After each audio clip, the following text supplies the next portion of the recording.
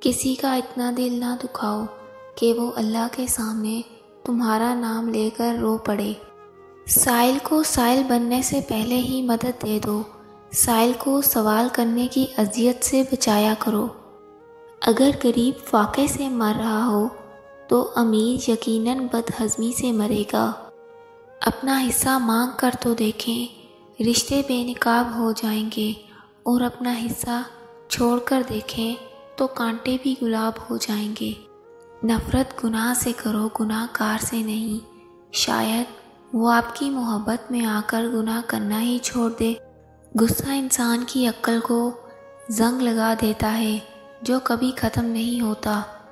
برائی کا توڑ صرف نیک عمل ہے، ورنہ چپ بیٹھنے سے یہ اور بڑھے گی۔ جب آنکھیں نفس کی پسندیدہ چیزیں دیکھنے لگیں تو دل انجام سے اندھا ہو جاتا ہے۔ تنہائی ایک بہت بڑی طاقت ہے جسے سنبھالنا کمزور لوگوں کا کام نہیں ہے، اور اسے بہت کم لوگ سنبھال پاتے ہیں۔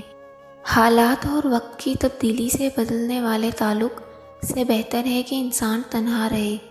تنہا شخص محفوظ ہے، ہر گناہ کی تکمیل دو سے ہوتی ہے۔ کسی جاہل آدمی کو دلیل دینا خود کو ذلیل کرنے کے برابر ہے۔ آج نوجوان برائی میں اس لیے مبتلا ہیں کہ اچھے لوگ ان کے سامنے اچھی بات کہنے پر شرم محسوس کرتے ہیں۔ محبت میں غیر سے رائے لینا حرام ہے۔ اللہ نے عورت کو تیسری آنکھ بھی دی ہے جس سے وہ مرد حضرات کی انداز کو پہچانتی ہے، جس انداز سے وہ اسے دیکھتا ہے۔ ذلت برداشت کرنے سے موت بہتر ہے۔ تمہارے جسم کے یہ اعضاء اگر سن ہونے لگیں تو یہ موت کے قریب آنے کی نشانی ہے۔ تمہارے پاؤں کا انگوٹھا اور پاؤں کی تلی